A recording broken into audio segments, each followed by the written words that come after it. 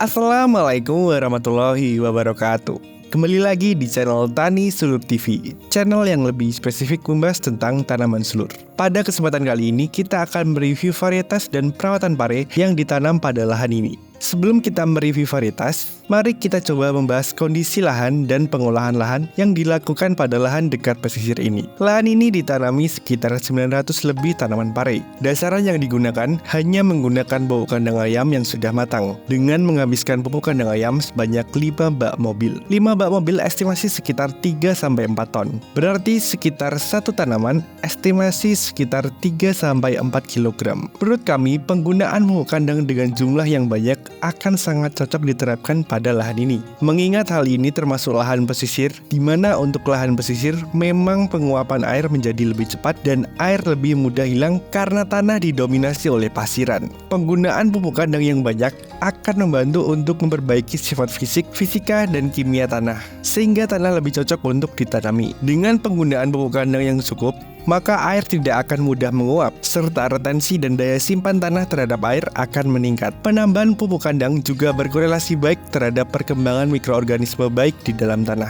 Jadi menurut kami apa yang dilakukan petani pare di lahan ini sudah sangat bagus. Untuk jarak tanam yang dipakai adalah sekitar 70 cm dengan setiap bedengan hanya satu lajur tanaman. Untuk perawatan, saat tanaman masih kecil atau vegetatif hanya melakukan pengocoran dengan menggunakan pupuk Posca setiap 5 hari sekali. Sedangkan ketika tanaman dewasa atau masuk masa generatif dilakukan pengocoran setiap 7 hari sekali. Untuk penyemprotan, petani di sini hanya menggunakan Abamectin Basel, pupuk daun dan ZPT Atonic. Pada masa pembuahan, penyemprotan menggunakan interval 3 hari sekali. Dan menariknya lagi, petani di sini menggunakan rendaman obat nyamuk bakar yang dihaluskan. Hal ini dikarenakan untuk menghindari serangan lalat buah. Menurut sang petani, penggunaan obat nyamuk bakar bisa sebagai insektisida dan lebih hemat biaya. Obat nyamuk bakar memang mengandung insektisida golongan karbamat dan organofosfat. Saat disemprotkan, baunya juga sangat tidak sedap. Menurut kami, dari bau inilah lalat buah enggan mendekat. Karena bau yang tidak sedap memang biasanya bisa menjadi repelen atau penolak lalat buah. Tetapi untuk penggunaan obat nyamuk bakar sebagai insektisida cair, mohon baiknya dikaji lagi.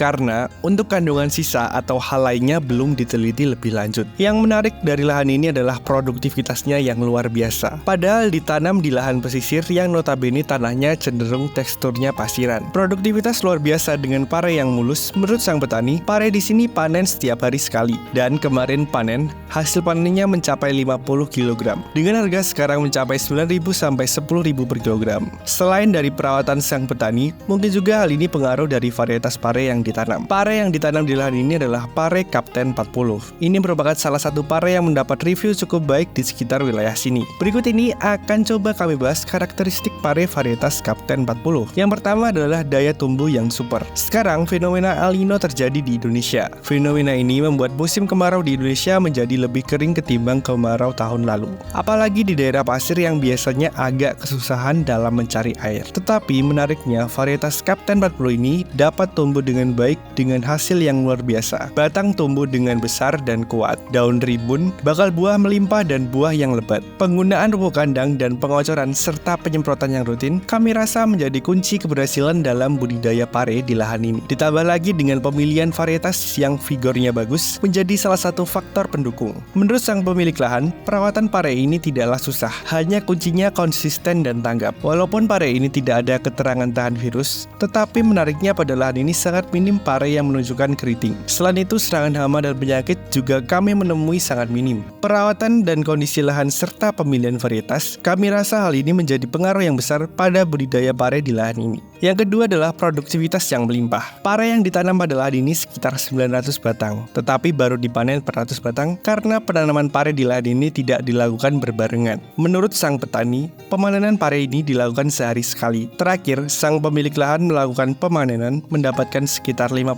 kg. Hal ini termasuk produktivitas yang melimpah. Produktivitas yang melimpah menandakan bahwa tanaman pare ini dapat tumbuh dengan baik dan maksimal serta minim serangan penyakit. Selain karena perawatan petani ini rutin rutin, kami rasa pemilihan varietas juga menjadi salah satu faktor penentu. Karena memang pada kemasan, varietas Kapten 40 ini mampu memproduksi kira-kira 2,5 sampai 3,5 ton per 1000 meter persegi. Yang ketiga adalah karakteristik buah. Pare Kapten 40 ini memiliki diameter buah 7 sampai 8 cm dengan bobot buah sekitar 350 sampai 700 gram per buah dengan bentuk buah silindris.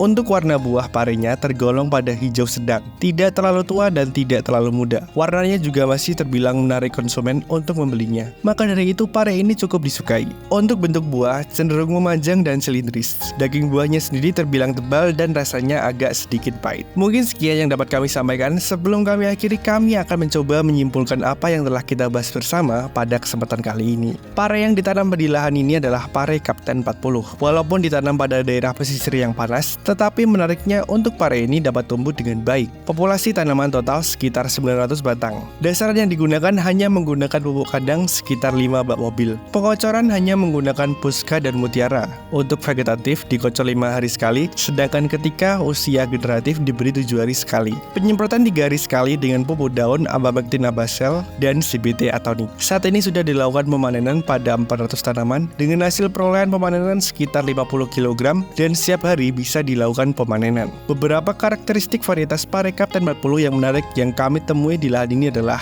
yang pertama adalah daya tumbuh yang super. Walaupun ditanam pada daerah pesisir yang memiliki panas yang ekstrim dan saat ini menghadapi El Nino, pare Kapten 40 ini masih bisa tumbuh dengan baik. Batang tumbuh dengan besar dan kuat, daun rimbun, bakal buah melimpah, dan buah yang lebat. Yang kedua adalah produktivitas yang melimpah. Pare yang ditanam di lahan ini adalah sekitar 900 batang, dan 400 diantaranya sudah bisa dilakukan pemanenan secara rutin. Pemanenan bisa dilakukan setiap hari, dan kemarin sang petani mengaku mendapatkan hasil panen sekitar 50 kg. Yang ketiga adalah karakteristik buah. Pare Kapten 40 ini memiliki diameter buah 7 sampai 8 cm dengan bobot buah sekitar 350 sampai 700 gram per buah dengan bentuk buah silindris. Untuk warna buah parenya tergolong pada hijau sedang. Mungkin sekian yang dapat kami sampaikan. Semoga video ini bermanfaat. Apabila video ini bermanfaat, jangan lupa klik like, comment, share, dan subscribe untuk tidak ketinggalan info terbaru dari channel kami. Terima kasih. Salam tani seluruh Indonesia. Wassalamualaikum warahmatullahi wabarakatuh.